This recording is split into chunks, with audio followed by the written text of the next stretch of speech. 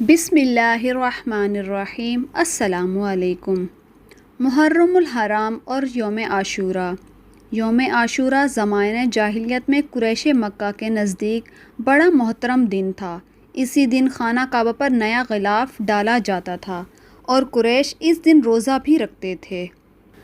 قیاس یہ ہے کہ حضرت ابراہیم علیہ السلام کی کچھ روایات اس کے بارے میں ان تک پہنچتی ہوں گی۔ رسول صلی اللہ علیہ وآلہ وسلم کا دستور تھا کہ قریش ملت ابراہیم کی نسبت جو اچھے کام کرتے تھے ان کاموں میں آپ ان سے اتفاق فرماتے تھے۔ اسی بنا پر حج میں بھی شرکت فرماتے تھے۔ اپنے ان اصولوں کی بنا پر آپ قریش کے ساتھ عاشوراء کا روزہ بھی رکھتے تھے، لیکن دوسروں کو اس کا حکم نہیں دیتے تھے۔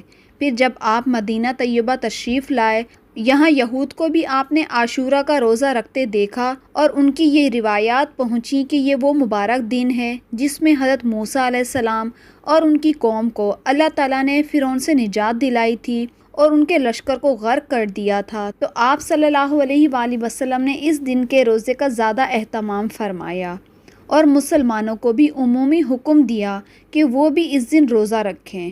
بعض حدیثوں میں آیا ہے کہ آپ نے اس کا ایسا تاکیدی حکم دیا جیسا کہ حکم فرائض اور واجبات کے لیے دیا جاتا ہے۔ حضرت ربیعہ بن معوذ بن افرا سے روایت ہے کہ رسول صلی اللہ علیہ وآلہ وسلم نے یوم عاشوراء کی صبح مدینہ منورہ کے آس پاس کی ان بستیوں میں جن میں انصار رہتے تھے یہ اطلاع بھجوائی کہ جن لوگوں نے ابھی تک کچھ کھایا پیا نہ ہو وہ آج کے دن روزہ رکھیں، اور جنہوں نے کچھ کھا پی لیا ہے وہ بھی دن کا باقی حصے میں کچھ نہ کھائیں بلکہ روزے داروں کی طرح رہیں۔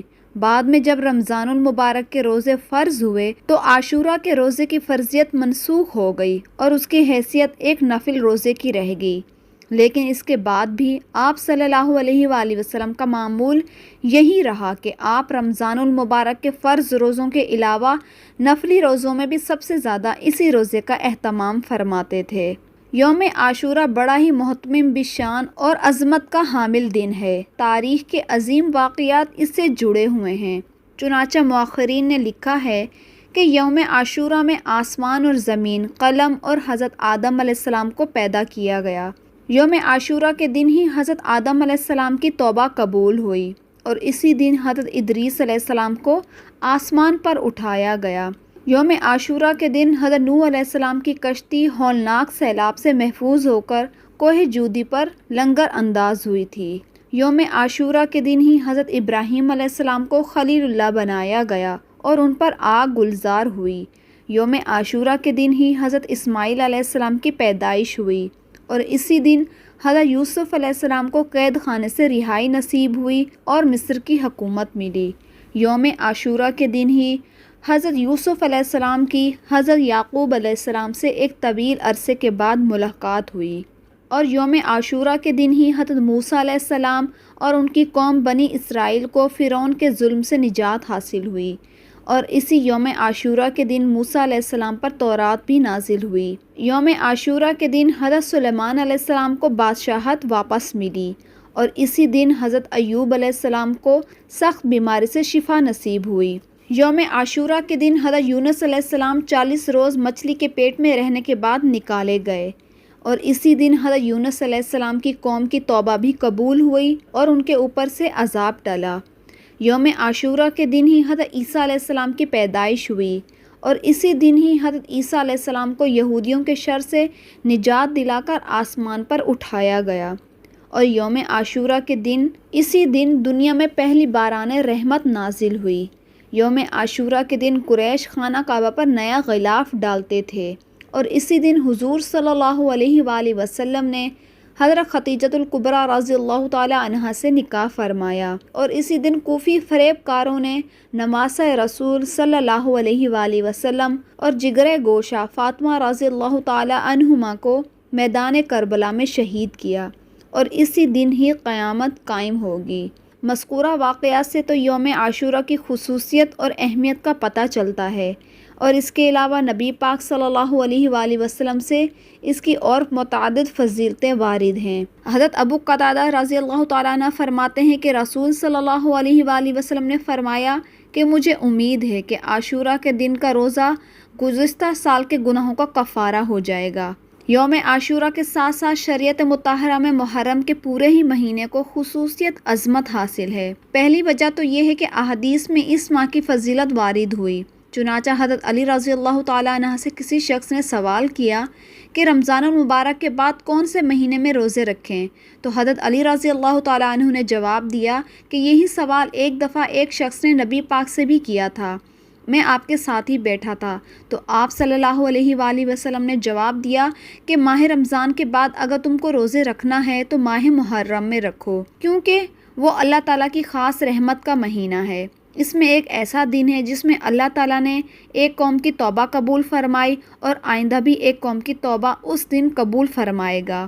یوم عاشورہ میں کرنے کے کام۔ احادیث طیبہ سے یوم عاشورہ میں صرف 2 چیزیں ثابت ہیں، روزہ، جیسا کہ اس سلسلے کی روایت اوپر گزر چکی ہے، لیکن یہ بات یاد رکھنی چاہیے کہ احادیث میں نبی پاک صلی اللہ علیہ وآلہ وسلم نے کفار اور مشرکین کی مشابہت اور یہود و نصارہ کے بود و باش اختیار کرنے سے منع فرمایا ہے۔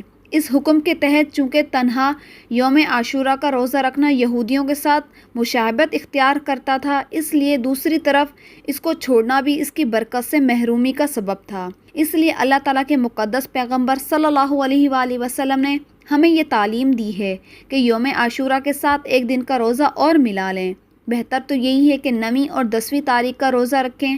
اگر کسی وجہ سے 9ویں کا روزہ نہیں رکھ سکتے تو پھر 10ویں اور 11ویں تاریخ کا روزہ رکھ لیں، تاکہ یہودیوں کی مخالفت ہو جائے اور ان کے ساتھ کسی بھی قسم کی کوئی مشابہت نہ رہے۔ حضرت عبداللہ بن عباس سے بھی روایت ہے کہ رسول صلی اللہ علیہ وآلہ وسلم نے یوم عاشورہ کا روزہ رکھا اور مسلمانوں کو بھی اس کا حکم دیا۔ بعض صحابہ نے عرض کیا، یا رسول اللہ، اس دن کو یہود اور نصارہ بڑے دن کی حیثیت سے مناتے ہیں، تو کیا اس میں کوئی ایسی تبدیلی ہو سکتی ہے جس کے بعد یہ اشتراک اور مشابہت والی بات ختم ہو جائے؟ تو آپ صلی اللہ علیہ وآلہ وسلم نے فرمایا کہ ہم 9ویں اور 10ویں کا یا 10ویں اور 11ویں کا روزہ رکھیں گے۔ بعض فقہاء نے لکھا ہے کہ صرف یوم عاشورہ کا روزہ رکھنا مکروہ ہے، لیکن حضرت علامہ انور شاہ کشمیری فرماتے ہیں کہ عاشورہ کا روزے کی 3 شکلیں ہیں، 9ویں اور 10ویں، 11ویں، تینوں کا روزہ رکھا جائے، 9ویں یا 10ویں اور 11ویں کا روزہ رکھا جائے، یا صرف 10ویں تاریخ کا روزہ رکھا جائے، اور پہلی شکل سب سے افضل ہے۔ اوپر کی تفصیل سے یہ بات معلوم ہوتی ہے کہ محرم الحرام یوم عاشورہ بہت ہی بابرکت اور مقدس مہینہ ہے، لہٰذا ہمیں چاہیے کہ اس باعظمت مہینے میں زیادہ سے زیادہ عبادات میں مشغول ہو کر اللہ تعالیٰ کی خاص رحمت کے مستحق بنیں۔ مگر ہم نے اس مبارک مہینے کو خصوصاً یوم عاشورہ کو طرح طرح کے رسومات اور بدعات کا مجموعہ بنا کر اس کے تقدس کو اس طرح پامال کر دیا ہے کہ اللہ تعالیٰ ہی ہماری حفاظت فرمائے۔ اس ماہ میں ہم نے اپنے آپ کو چند خرافات کا پابند بنا لیا ہے، بجائے ثواب حاصل کرنے کے الٹا مصیبت اور گناہوں میں مبتلا ہونے کا سامان جمع کر لیا ہے۔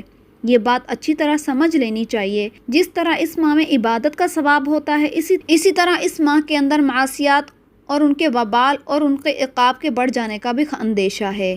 اس لیے ہر مسلمان کے لیے ضروری ہے کہ اس محترم مہینے میں ہر قسم کی بدعت اور خرافات سے اجتناب کریں، اور ایسی بدعت اور رسومات اور ان کی جو نشاندہی جس کی حدیثوں میں نہیں ملتی ان سے دور رہیں۔ عشرہ محرم میں مسلمانوں کی کثیر تعداد ماتم کے مجلسوں میں، اسی طرح 10ویں تاریخ کو تعزیے کے جلوسوں کا نظارہ کرنے کے لیے جمع ہو جاتی ہے، اور اس میں کوئی حرج نہیں سمجھتے، حالانکہ اس کے اندر بھی کئی طرح کے گناہ ہیں۔ ایک گناہ تو اس میں یہ ہے کہ مجالس اور جلوس میں شرکت کرنے سے دشمنان صحابہ کی رونق بڑھتی ہے، جبکہ دشمنوں کی رونق بڑھانا حرام ہے۔ نبی پاک صلی اللہ علیہ وآلہ وسلم کا ارشاد ہے، یعنی جس نے کسی قوم کی رونق بڑھائی وہ انہی میں سے ہے۔ دوسرا گناہ اس میں یہ ہے کہ جس طرح عبادت کا کرنا اور دیکھنا اور اس سے خوش ہونا باعث اجر و ثواب ہے، اسی طرح گناہوں کے کاموں کو بخوشی دیکھنا بھی گناہ ہے۔ ظاہر ہے کہ ماتم کے مجلس میں جانا اور تعزیے نکالنا یہ سب گناہ کے کام ہیں۔ تیسرا گناہ یہ ہے کہ جہاں اللہ تعالیٰ کی نافرمانی ہوتی ہے وہاں اللہ کا غضب بھی نازل ہوتا ہے، اور ایسے غضب والی جگہوں پر جانا بھی گناہ سے خالی نہیں۔ غرض ان مجلسوں اور جلوسوں سے بھی اجتناب کرنا چاہیے، کیونکہ حضور صلی اللہ علیہ وآلہ وسلم کی حدیث ہے کہ جس شخص نے کسی دوسری قوم کی مشابہت اختیار کی وہ انہی میں سے ہے۔ محرم کے مہینے میں خصوصاً 9ویں، 10ویں اور 11ویں تاریخ میں بعض لوگ کھانا پکوا کر حضرت حسین رضی اللہ تعالیٰ عنہ کی روح کو ایصال ثواب کرتے ہیں۔ یہ طریقہ بھی بالکل غلط ہے۔ ایصال ثواب کے لیے کھانا پکوانا، پانی کی سبیلیں لگانا، شربت کی سبیلیں لگانا، مٹھائی تقسیم کرنا، محرم میں نکاح نہ کرنا، یہ سب بدعت ہے۔ حضور صلی اللہ علیہ وآلہ وسلم نے ان چیزوں سے منع فرمایا ہے جو ہمارے حضور صلی اللہ علیہ وآلہ وسلم اور آپ کے صحابہ نے نہیں کی۔ جب یہ بات ثابت ہو گئی ہے کہ یہ مہینہ اور یہ دن افضل ہے تو اس میں نیک اعمال بہت زیادہ کرنے چاہیے۔ نکاح وغیرہ خوشی کی تقریبات بھی اس میں زیادہ کرنی چاہیے۔ اس میں شادی کرنے سے برکت ہوگی انشاءاللہ۔ اس مہینے میں شادی کو منحوس سمجھنا شیعہ ذہنیت ہے جس سے پرہیز لازمی ہے۔ اللہ تعالی ہم سب کو دین کا صحیح فہم عطا فرمائے اور ہر قسم کے گناہوں اور مصیبتوں سے محفوظ فرمائے اور حضور صلی اللہ علیہ وآلہ وسلم کی سچی محبت اور اطاعت نصیب فرمائے۔ آمین یا رب العالمین۔